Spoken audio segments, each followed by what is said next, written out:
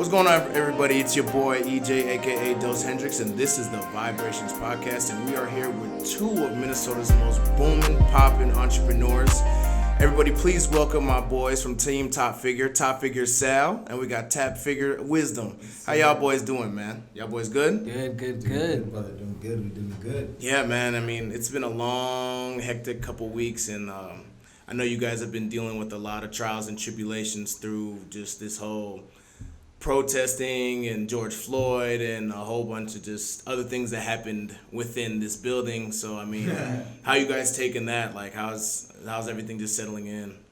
Yeah, no, we've been really just like, taking it day by day, like having the support of a lot of people, really showing us support has been really dope. So, yeah, no, just been really taking it day by day, so. Yeah. And so, I guess I want to get on the quick topic of this whole thing of just being black in America and this police brutality. Like, what is you guys' thoughts on it? Because, I mean, as you can see, Twitter, Facebook, Instagram, everything's been just going into shambles lately. Like, there's been so much shit going on. So, like, what's you guys' standpoint on everything? Doesn't matter who goes first. Anybody can go. Yeah, no, honestly, like, I've seen, like, so many different, like, people are just getting more so, like, exposed, like the nature of just people really like saying whatever they want to say and is one thing, and another thing is really like it's been showing, like it's bringing to light a lot of situations in America, especially in our hometown like Minneapolis. Who would have thought Minnesota would be the epicenter of all this shit? Like it's shit, like it really, like, have you even, like, you know what I mean, like thought of Minnesota being like the hub of racial injustice happening? We've been for the longest I've known, we've been Minnesota nice. Minnesota nice, right? Every time someone comes to the state, and we're always known for our hospitality, our friendliness, and just willing to help other people just, do what they got to do and thrive at the end of the day. And, I mean, for it to come to your own home, it hits different because, as we were talking about before, like, you see all this, like, racism stuff happen in Atlanta, D.C., L.A., and you'll never think it'll come and hit you until it actually finally hits your state. Exactly. And that's the biggest thing. It's all like now, it's not like, well, the biggest thing I always say, like, social media doesn't change things. It just exposes it. Exactly. Now news can get around the world in minutes. It's not like you have to read on the paper, you have to wait for TV, then they control. You can't control. So, like, you could post, as you've seen with the video we posted, it went insane. That wasn't someone telling us, hey, don't post this, don't post that. So that's the good side of social media. We see everything. We see all perspectives, and like it's up to us to take it how we want to. Exactly. And that's one of the topics I wanted to get on. Mr. Tom Austin, the founder of F2 and I guess a tenant in the building. Yeah. So you guys just recently had a video go viral on YouTube exposing some racism that you guys encountered. And so I guess walk me through step by step, because we all saw it via camera, via Instagram, and you guys had a lot of feedback from a lot of celebrities like Sean King, Michael B. Jordan, and a whole bunch of this media news outlets. Like, walk me through exactly like what happened and like what you guys just were dealing with. Yeah, it was essentially just simply getting racially profiled, being, as you got this building, we're the youngest, and, the youngest black people, especially in the whole building. So it's like, he thought we didn't belong, he thought, like, what are they doing here, like, these people, and then started demanding, like, us to show the key cards, which we all have key cards, but other tenants can't ask another tenant, show me your key card, Exactly. And then he started taking like pictures of us, and that's when like our phones came out and started recording him. That's when things took a complete left, and he threatened with the calling the 911, the police. Yeah, and now, like, especially that's a very serious threat in America now, especially if you're black and you get that. It's a very serious threat, and that's one of the main reasons why the video went insanely viral. Just you've seen that New York situation, Amy Cooper. Yeah, and these are not emergency situations. The calling 911 is not a hotline. You don't just call it for fun. Yeah, so, exactly.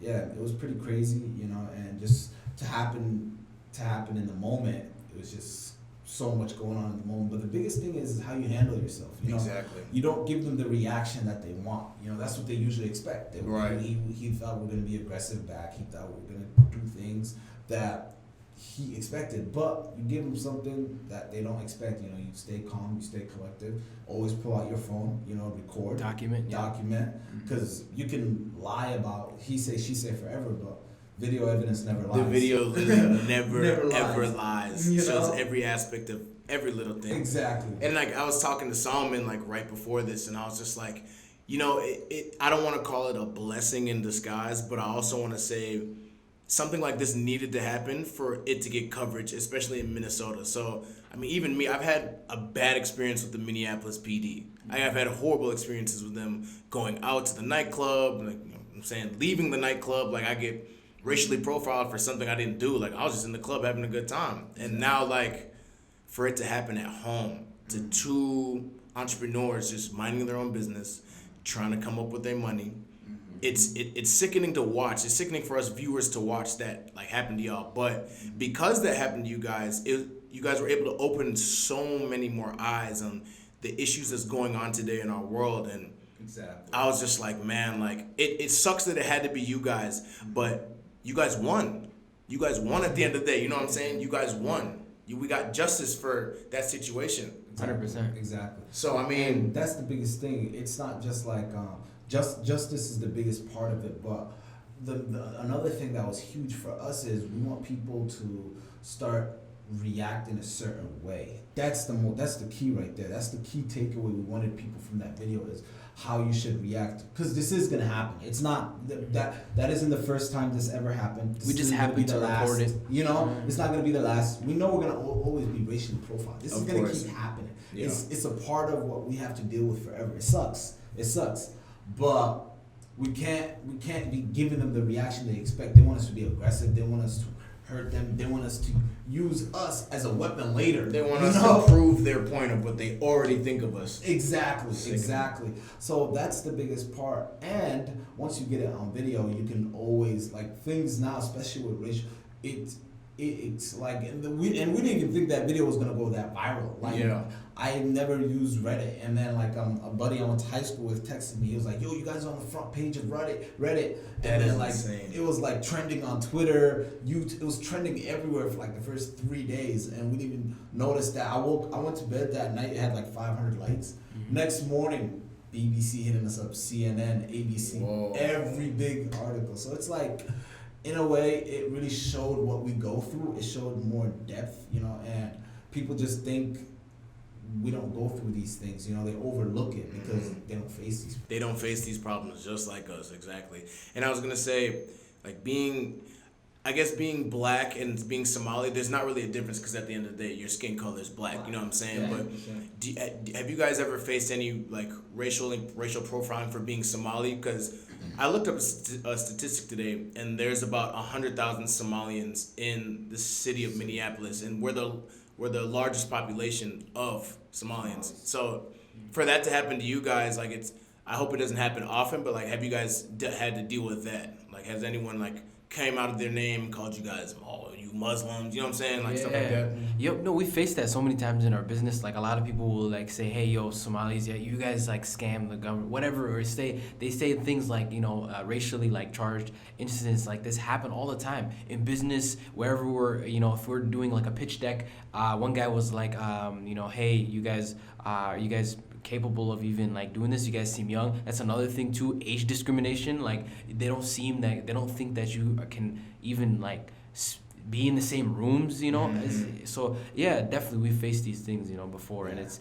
sad to say like there is discrimination within black culture too. That's the sad reality, and we talked about this like on a Philly radio station too as well. Like we mentioned this, the cops and like, you know, just people in general, they see us all the same. We're African, like, you know what I mean? Like you're from the same, you know, you're from the same continent. Like there's African American, there's, you know, black, there's, you know, really all in all, it comes down to our skin color. Mm-hmm. You know what I mean? Like you get racially profiled because of that. Right. And we're all in this together. So it's sad for, you know, there to be racial divide within black culture. And the big thing that you just mentioned, I want to name all the things we face. So we're black, right?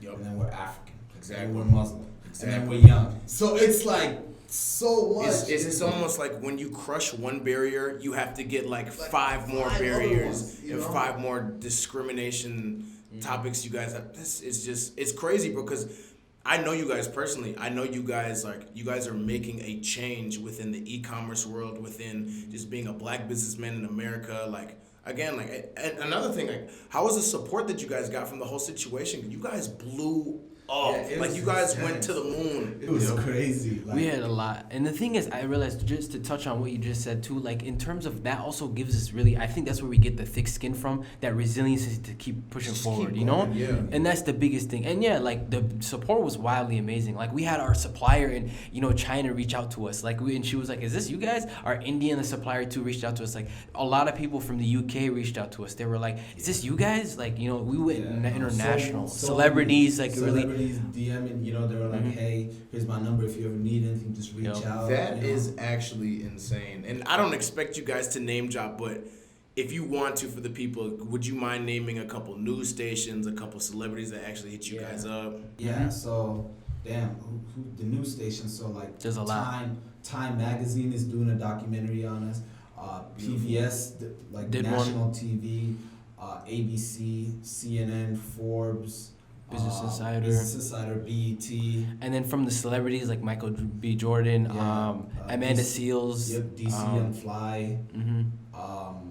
And then some other, they're not... Stylebender. Yeah, and then the boxer. The boxer, yeah. Yeah, so there was a couple of cool celebrities just reached out and saying like, hey, we understand what it's like being black, And we even gotten back to some that were, because our DMs got flooded. Like we've gotten thousands of messages, like, and we still are going through, catching up on it, and like figuring out, like, because so much people showed love, and that's just the celebs alone, just the amount of people alone. So much white folks even reached out to us, like saying, I am ashamed of my kind. Right. You know what I mean? Like people were like really like just going at it, like it was a lot of support. And that's the problem sometimes that you bring up, like even the white people are showing support, but you also have those other Americans out there, white Americans out there that don't understand why you guys are getting the support you're getting. Yeah, there were some trolls that were like, hey, this is not a racist situation. Yeah, they're gonna try and justify the situation and say, oh, maybe you guys look suspicious, or maybe you guys just didn't belong, like maybe you guys just didn't look like you belonged there. Like,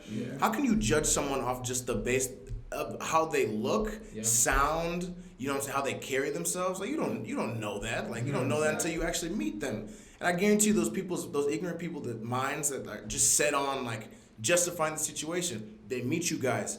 You guys could probably make a business deal out of it. That's how cold you guys are. That's literally the biggest thing. Like that's literally, I want to talk about that because the thing is, like, one of the reasons why we got this space was because of that. You know what I mean? Like we signed the lease because we know that there's a lot of different types of people in here, from all types of VCs and like from the tech world, from like just different people, all kinds of like people in ecom, people, all of that. We meet them on a day-to-day basis, and that's how the conversation could have went. We could have simply just been like, hey, what do you do for, and that it could have been an amazing collaboration. Like amazing, exactly. You know what I mean? That's how it could have went. And then it's like the sad reality that it just went this way, where he racially profiled us. And the big, as he mentioned, that's the reason why we even like came to this office, is to open environment. We could find way other cheaper offices. Of course, but way cheaper. Of course, but you guys is way, Yeah, you guys have to just break the barrier. You gotta break the barrier. Step out your comfort zone. Like. Don't ever think that you can't compete with someone just because of their skin. You know what I'm saying? Exactly. Like, you guys are top tier, bro. Like, I know what you guys are doing. I know Devontae talks about you guys all the time. Like, you guys are leaders, bro. Little do you guys know, you guys are leaders in a black activist movement. And you don't even understand that. You know what I'm saying? Like, the impact you guys made just on this situation alone, like, top figures going through the roof now. You know what I'm saying? What did that do for you guys as a business? So many, like, it really allowed us to, like, a lot of people are reaching out saying, like, hey, I want to work with you guys. I want to, like, hey, I have a budget. I want to work with you guys. So much business came from that alone. And on top of that, too, as well, so much people that want to learn what we do for a living. Like, what is e-commerce? Like, a lot of people are like, hey, this is what I was looking for. Hey, I want to support you guys. Hey, let me buy. And, like, a lot of people have been showing us support that way. Business-wise, it's tremendous. It had to, because, I seen you guys as followers. What were you guys at? Sean, what was it? Like 2,000. 2,000. Now they jumped up to 40K. 40K, yeah. I gotta give y'all a round for that. I gotta give y'all a round for that, for sure. Yeah. Thank you. Just crazy. But I guess my last topic on this is, in you guys' opinion, Yes. what can we as the black community, actually, let me just scrap that entirely. What can white Americans or people that don't understand necessarily what we go through on a daily basis, what can they do to get more educated, to take a step in our shoes or walk our path? What do you think they could do to educate themselves?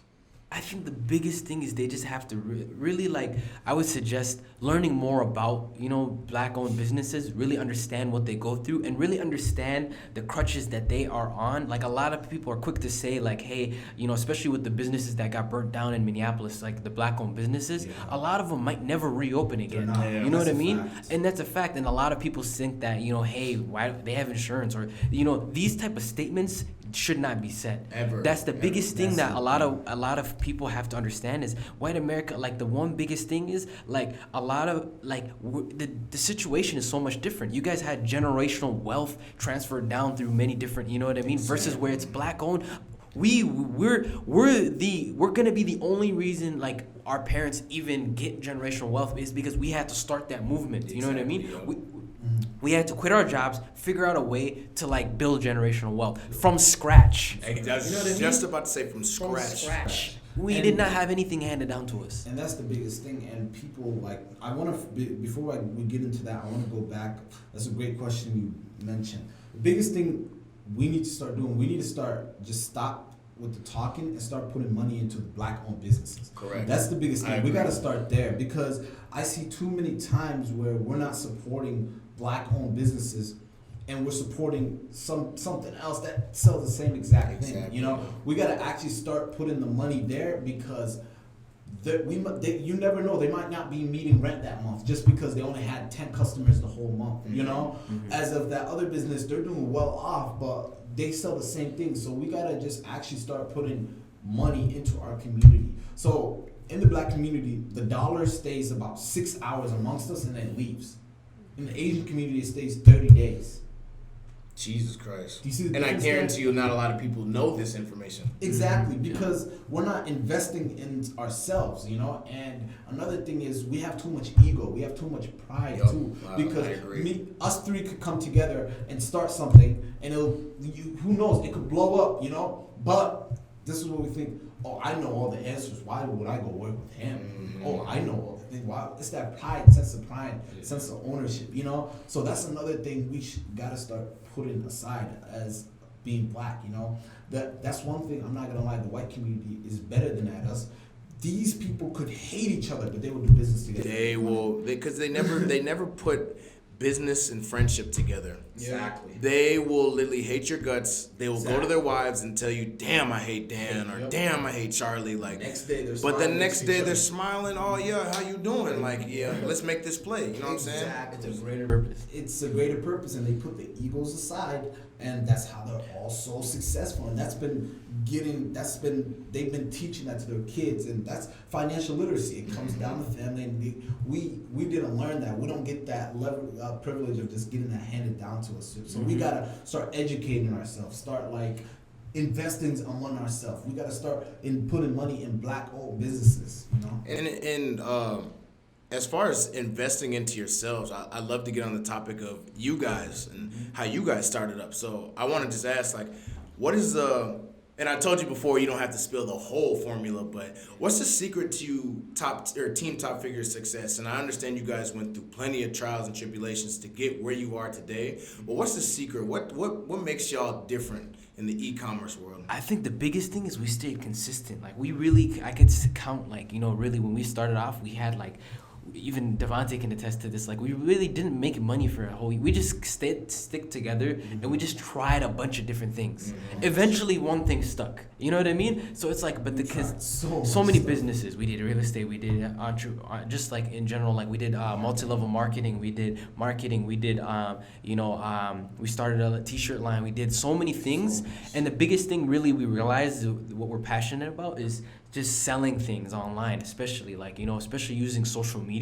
And that's how we were able to, really by working and helping other brands online, that were paying us, that's when we realized, hey, we can do this ourselves. And that's what got us out of that whole mindset of like, you know, working for another person and working for our own selves and having our own e-commerce brands and just staying consistent at that, putting money in, losing money, because that's one of the most important things. A lot of people don't want to take the risk of spending money on something like ads. Like we spent money on Facebook ads and we weren't getting any returns. We just kept putting more money in. Looked at it as a loss. Yeah, that's the biggest thing. You looked at it as an investment. Exactly. As an investment. Because the best that I can invest in is in myself. Well, of course. That's what has the highest return. So it's like, I remember at the beginning we each had a credit card of like $1,200. You know, like the first year we tried this, it all went to drain. Yeah, we lost every penny, and we had to pay interest on all those calls every year. So many people would have quit at that point, but we said, okay, let's figure this out. Then we failed again. We've been failing for a year straight, and what we did was finally it started working a little bit. Then we got more loans and put it in there, you know, and then finally brought us up. But the thing is, the fear of not being being okay to fail, because you're gonna fail. It's a part of the process, you know. So people go to school for 4 years. They're cool going to school for 4 years, but when they have a plan after. Exactly, but and then compared to starting a business, they want to get successful first week. You know I what I'm think saying? that's actually very important that you brought that up, because I've noticed just like in the business world, like everyone has just this $1 million idea. Yeah. Everybody always has it, and they think if they just follow the steps step by step, boom, they're gonna be a millionaire in a year. And as nice as that would be, it just doesn't work like that. You know, you just have to. You guys put the grit and the grind into everything. This is year 4. Like most people, like let's be real, bro. Like most people would have given up a long time ago after their probably third investment, and something wasn't popping. You know what I'm saying? And that's where I think, especially you guys will become successful, because the more you get at it, the more you just keep chomping away. Look where you guys are at now. Yeah. And like I remember, like when we talked out over there in the living room over there, and I just was like, damn, you guys came so far just to fail so many times. You could probably count maybe like more than 30 times you guys probably failed. You know what I'm saying? And it's just all for just trying a new idea, seeing how it works, and we still fail to this day. It's enjoyable actually. Because we know failing is a part of the game. So pretty much every time, once you stop failing is when you stop growing. 100%. Oh. Shit was not recording. Actually, it was recording. Okay, it was recording. Oh, we good then. Oh, we solid. Like no, because this shit said monitor on or something. Anyways, let's get back to it. So, what are the pros and cons of e-commerce?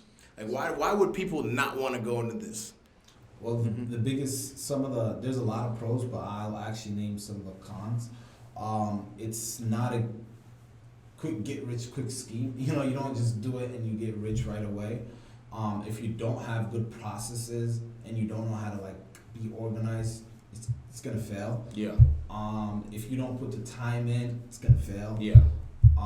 If you don't like have some sort of money up front, it's not gonna work. Yeah. So those are some of the cons, but the pros are literally like e-commerce is growing year over year. As you see in COVID, like e-commerce is the only business that just skyrocketed, you know? Yeah. And like Amazon, you've seen how crazy Amazon's taking over the world. Yeah. You know? I was just about to say Amazon. Think of how many people just order from Amazon every single minute of the day. The thing is, people want to be in their bed bored shopping. That's what people do when they're bored. They shop online.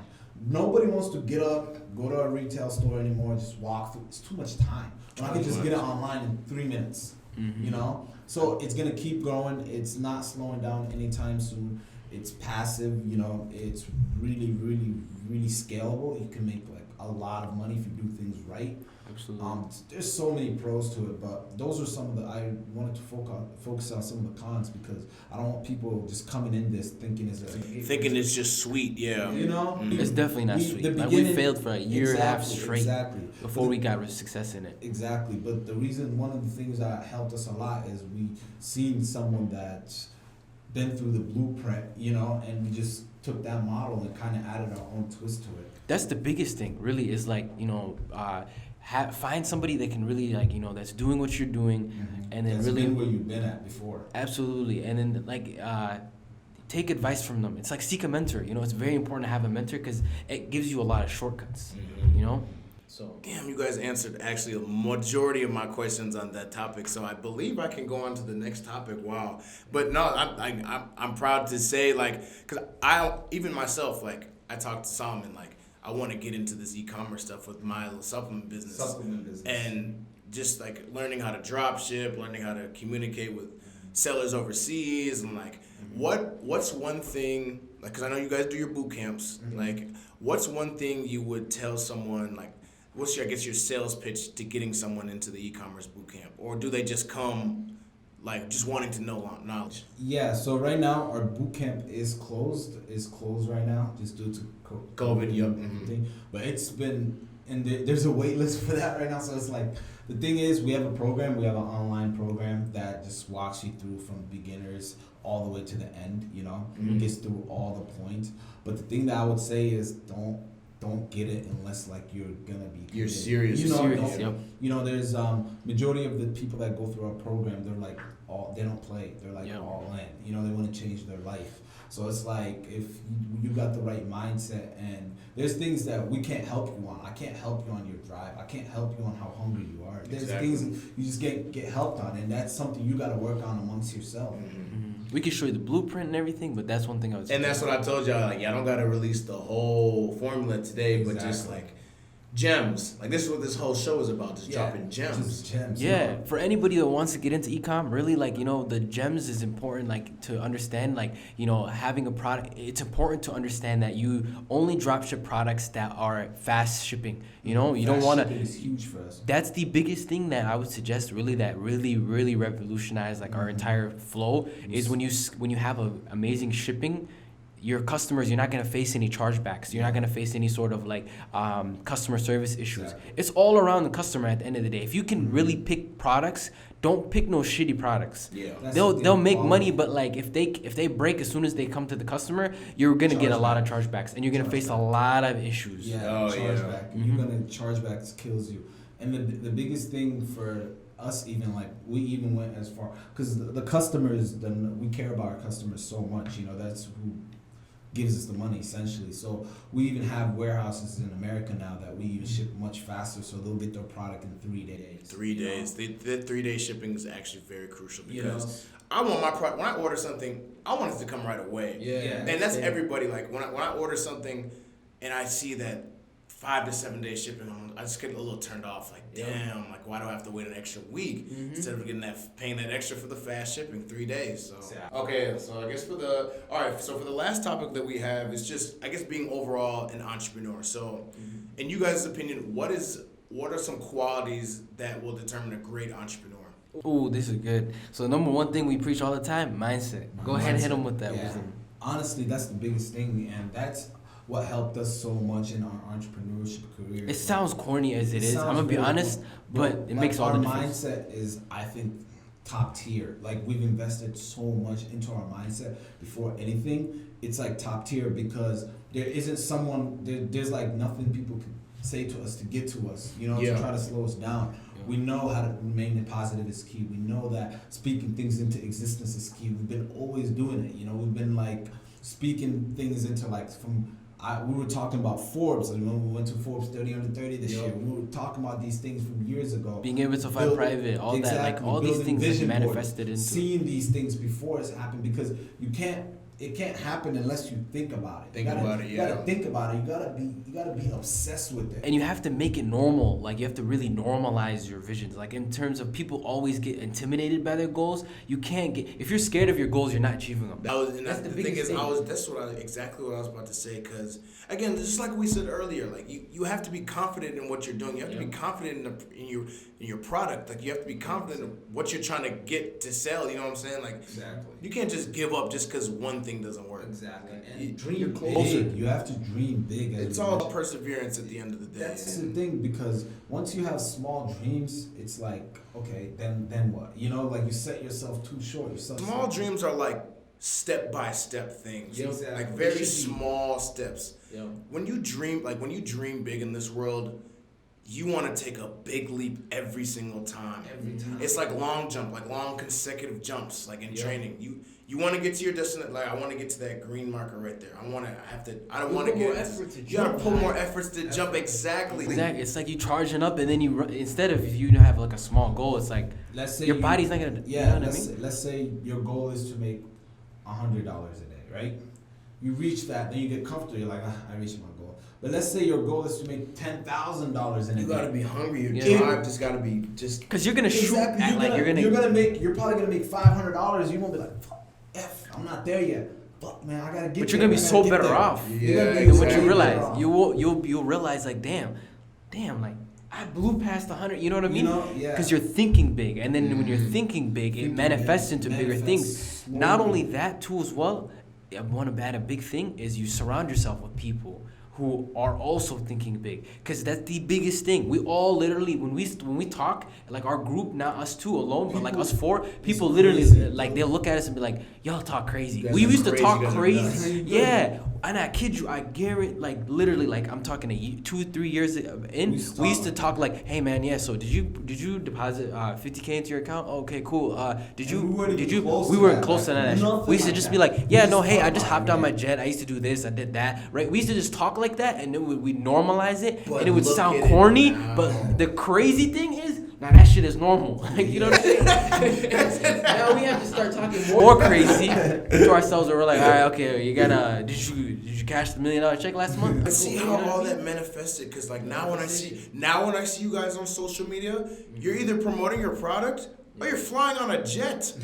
You're on a private plane. You know what I'm saying? So I mean, that was the big that moment. That was a really big milestone. It's a game changer, bro. And someone that's outside looking into what you guys are doing.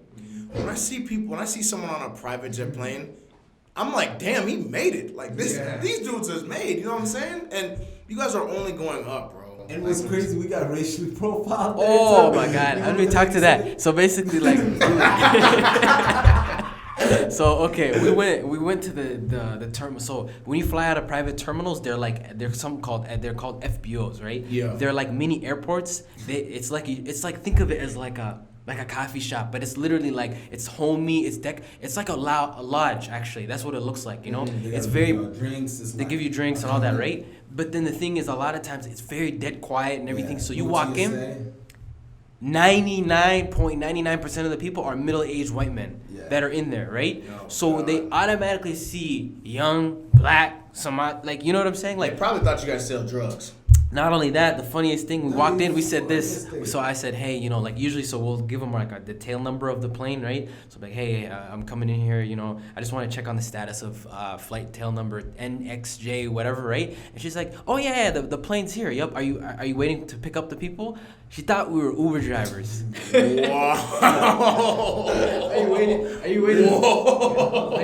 Are you waiting to pick up the people like coming down? I'm like, no, ma'am. Like we're getting on the plane. And she was like, oh. I know she felt shitty by herself. And she was a middle-aged white woman. Yeah. Like, you know what I mean? She felt so shitty by herself. She felt, because the thing is, you know what's the sad reality? People don't fathom these things exist. Like a young person could do this. Like it doesn't go. It's not even a thought in their head. Like a young person should not be driving this fancy ass car. A young person should not be doing this. You know how fucked up that is in a society where that's not normal. You know what I mean? Yeah. And the biggest thing comes down to societal training. Like school teaches you, get a job, work 50 years. Then you can, retire. And then you can fly private. And then you can get a decent, nice car. And then you can get a decent life. You can build. Why can't you have that in a year? Or why can't you have that in 5 years? There's a difference between generations, bro. Like, exactly literally what you just said. Mm-hmm. Have you guys ever read the book Rich Dad Poor Dad? 100%. That's exactly my the situation. My dad and my mentor are the same thing. That's literally, I look at that in real life. It's like my dad and my mentor are two. Like I look at that. My dad works a regular job. He works a regular corporate job, making 6 figures, paycheck to paycheck, right? Struggling, like you see what I mean? Like cannot pay. And then like my mentor, he looks at everything in a different lens, a whole different lens. That's what literally the book talks about. Looks at. Enjoys failure. Oh, I didn't get a deal on that building. It is what it is. It is what it is. On the next, let me try this. Let me try that. You know what I mean? So I realized that book is actually real. Like it real. I've experienced that shit. It's just two different sides, two different generations, and two different teachings. Exactly. But the biggest thing is you can't blame anybody, you know? So it's like, no, you can't. We gotta, the thing is people make themselves the victim, like, so what, we didn't grow up with generational wealth. Yep. So what, we didn't get things handed to. Yeah. What are you gonna do about it? Mm-hmm. That's the biggest thing. What are you gonna do about it? Are you could stick it out, you know, you could just be regular, or you could be the change to start the because somebody started it for that generational wealth. Exactly. Somebody said enough is enough. I'm gonna be the first, you know? So like, gotta stop making excuses. You gotta just really be the change, or just take it. Or just be normal. You know what I'm saying? Everybody deep down wants to be different. Everybody deep down wants to just find their trade and just run along with it, make so much money. But no one wants to work. No one wants to work for it. Everyone loses their drive after their first few tries. Exactly. And then they just think like, oh, well, since this just isn't working for me, let me just go do this 9-to-5 job and make this decent change. And build somebody else's dream. So what we were actually doing is we were going to like, we did every side. We had so many side hustles. We were buying like cracked screen phones from like Facebook and all these marketplaces. We did Uber, Lyft and too. selling it on like freaking and fixing it and flipping it. You know, that was like our main side hustle. We'd make like $400 a week from that just to live. You know, just to survive. Yeah. So we could still do what we love the whole time, but we didn't complain. You know, we didn't complain. It was amazing not having a boss. Like that's the one thing we really. And then we were just like, hey, let's slowly just scale that. You know what I mean? What else can we do? Can we make 1,000 a week by ourselves? Like the biggest satisfaction is when you realize you can really make even $1 on your own. You know how satisfying that shit is? Powerful. Without literally having a boss hand you a paycheck, $1 without you know what I'm saying? Like working for it is the most satisfying. And you work better because you know it's coming from you. You can 100%. be your true 100% self.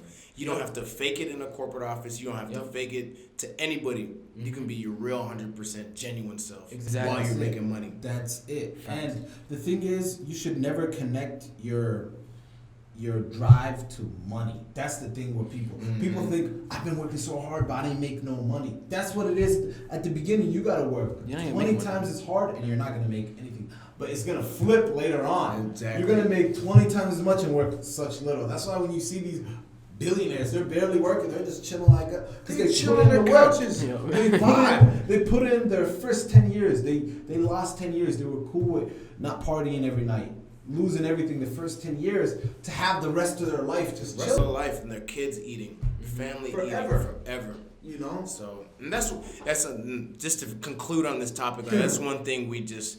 As black men, black entrepreneurs, black business people, we have to be the first, and then we also have to educate our brothers and sisters. And we gotta be putting money back in our community. We gotta support black-owned businesses. That's huge. At the end of the day, that's basically the main topic of this whole thing. You could talk about it. You could be like, hey, I'm with them. Put your money where your mouth is. Go show support. Buy something. Tell somebody else to buy something from Give them free promo.